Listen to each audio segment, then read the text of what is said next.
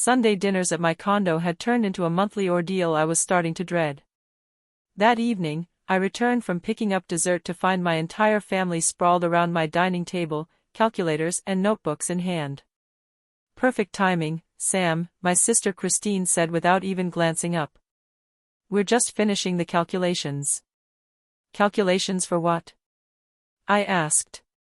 "My condo sale," my brother Eric replied, tapping numbers into his phone. "Mom's realtor friend says we could list it at $340,000. Maybe even $350,000 if the market's kind." I set the dessert on the counter. "You're selling my condo?" "We're liquidating my home." Dad adjusted his glasses. "Christine needs $80,000 for her master's program. Eric's business could use $60,000 in seed money. Your mother and I want $50,000 to finally remodel our kitchen.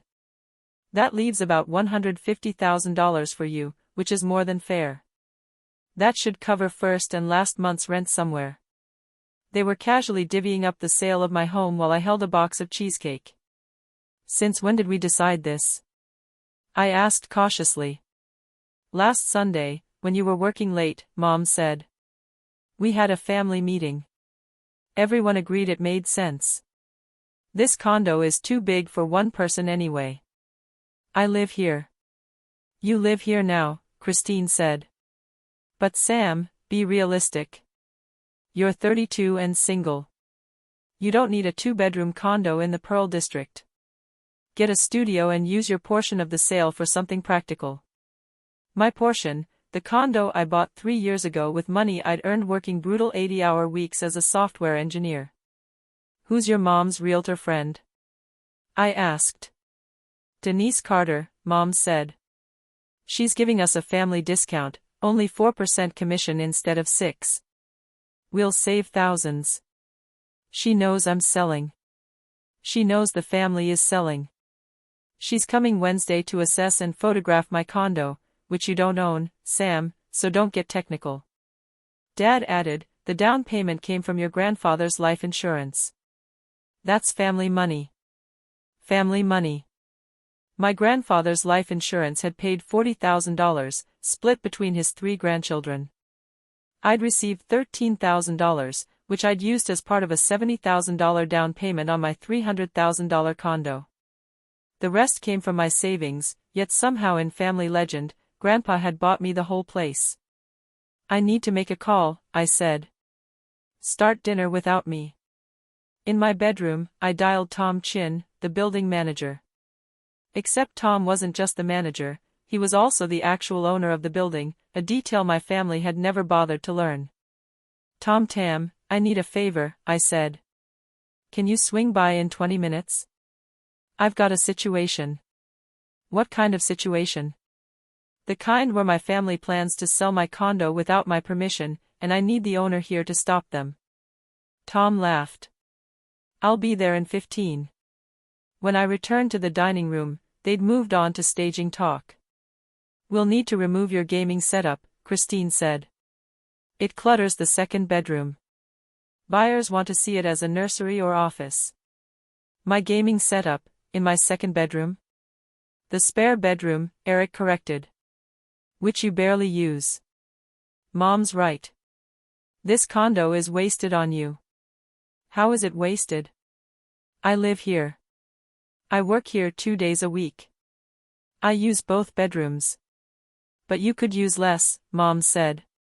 While Christine struggles with school and Eric builds his business, family helps family, Sam, by sacrificing, by making choices for the greater good. Dad said, "Your grandfather would want his insurance money to help everyone, not just you."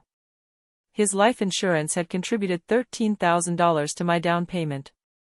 I covered the remaining $57,000, plus closing costs, 3 years of mortgage payments, HOA fees, taxes, and insurance. "Still," Christine said, "without Grandpa's money, you wouldn't have qualified for the mortgage. So Grandpa basically bought you the condo. Now it's our turn to get our cut." The doorbell chimed. "Who could that be?" Mom muttered, clearly irritated by the interruption. "Just the building manager." I asked him to stop by about some maintenance issues, I said. I opened the door to see Tom Chin in his usual Friday casual style, jeans with a blazer, relaxed yet professional. Sam. Good to see you. You mentioned some problems. Come on in, I want you to meet my family, I said. Tom followed me into the dining room, where my family looked up with polite impatience.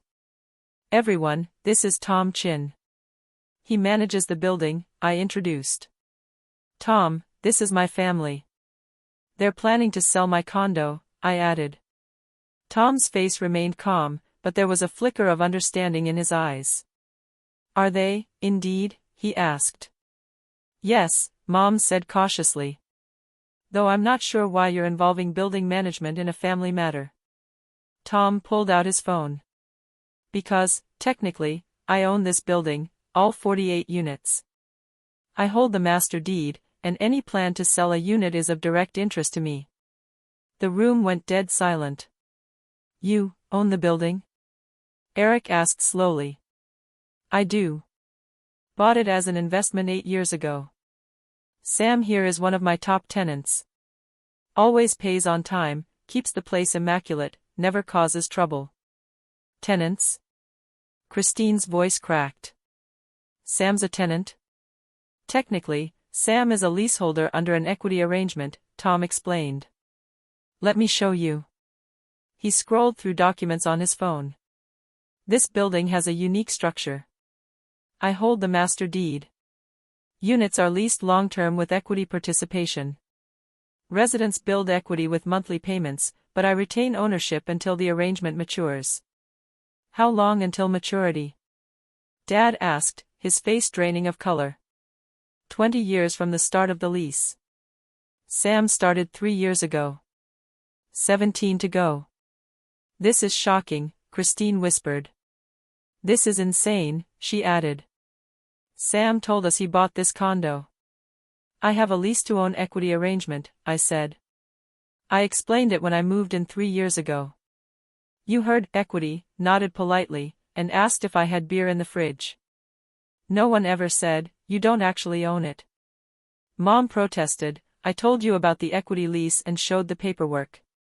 You weren't listening. Tom swiped through his phone. Here it is, Section 7 of Sam's lease. Leaseholder may not sell, transfer, or assign interest in property without written consent of owner. Any unauthorized sale voids the agreement and is grounds for immediate termination of equity arrangement. So if Sam tried to sell, Eric trailed off. Sam would forfeit all equity accrued, around $42,000 so far, and would have 30 days to move out. But our realtor, Mom began. Your realtor would be trying to sell a property she has no authority over, Tom said. That's fraud. I'd have to report it to the state real estate board. We didn't know, Dad mumbled. You didn't ask, I said firmly. You assumed.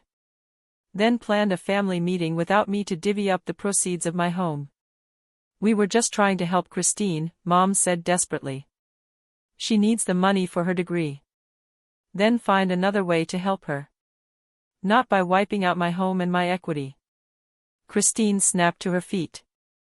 I can't believe you lied to us about owning this place. I didn't lie. I have equity in a lease-to-own arrangement. You heard equity and assumed that meant full ownership. It's not the same thing. It's legally very different, Tom said. And that difference matters when you try to sell it. Eric stared at his calculator in stunned silence. So, there's no money? Number $350,000 sale? Doesn't exist. Sam can't sell without my approval, which won't happen until year 20. And you can't sell on Sam's behalf either. This is ridiculous, Christine said, tears welling. How am I supposed to pay for grad school loans, like everyone else? Like I did for my engineering degree, I said, bitterly. You had Grandpa's life insurance. I had $13,000 that went toward a much larger down payment. You got the same $13,000. What did you do with yours? Silence. That's what I figured. I said quietly, you spent it. I invested mine. Now you want to touch my investment. Tom cleared his throat. Heads up, if Denise Carter comes by Wednesday to photograph this unit, I'll have to tell her she was hired under false pretenses. That could put her license at risk. We'll call her, Dad said quickly. Cancel the whole thing. Good plan, Tom agreed. Then he turned to me. Sam, if anyone tries unauthorized access or attempts to sell your unit, call me right away. Your lease grants you exclusive rights, including keeping out family members trying to sell it. Thanks, Tom. Once Tom left, my family sat in awkward silence. Resolution, Mom finally muttered. Actually, I corrected, this has been enlightening. You assumed you had rights to my home. Planned to sell it. Divided up money that wasn't yours. We were just trying to help family, Christine said, sulking. By making me homeless, I shot back. That's not help. You could have explained the lease better, Eric said weakly. I did, 3 years ago. You didn't care about the details back then because you weren't asking for anything from me yet. Dad stood slowly. We should go. We clearly overstepped. They packed their things in silence. Mom paused at the door. When you do actually own this place, will you help Christine then? In 17 years, I said dryly. Maybe she'll have figured out her loans by then. After they left, I sat in my living room, my leased living room, with equity that would turn into full ownership in 17 years if I played it smart and didn't let my family sell it out from under me. My phone buzzed. A text from Tom, you okay? Yeah. Thanks for backing me up. Anytime. Your family is something else, he replied. Tell me about it, I texted back. Another text appeared, Christine, this isn't over. We'll find a way to get what we deserve. I blocked her number. The next morning, I changed the locks and updated my building access codes.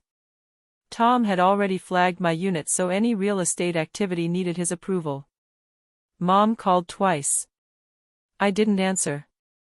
Eric sent an email pitching a business idea that somehow involved me taking out a home equity loan on a property I didn't fully own. I deleted it. 2 weeks later, Aunt Marie called. Your mother says you embarrassed the family. I stopped them from committing fraud. They wanted to sell my condo without permission to help Christine. That's not help, it's theft. Family doesn't steal from family. Then what do you call planning to sell someone's home and divide the money while they were picking up dessert? She didn't have an answer. 3 months later, Christine had landed a graduate assistantship that covered tuition. Eric's business failed, and he got a regular job. My parents renovated their kitchen using a home equity loan. None of them needed my condo's sale. They just wanted the easy way out instead of the responsible one. I sat in my living room, the room I'd have full ownership of in 17 years, the room my family tried to split into pieces, and felt grateful for lease agreements, responsive building owners, and the legal distinction between equity and ownership. My family had learned that lesson the hard way, and I'd learned to keep my lease documents handy for any future family investments. A few days later, Tom texted, your family tried contacting the HOA about your unit. I shut it down. You're good. I smiled and replied, best landlord ever. Best tenant ever. Keep paying on time, and in 17 years, this place is all mine. Counting the days. My condo, my lease, my equity, my boundary. Finally, my family understood, they couldn't sell what they didn't own, no matter how badly they wanted the money.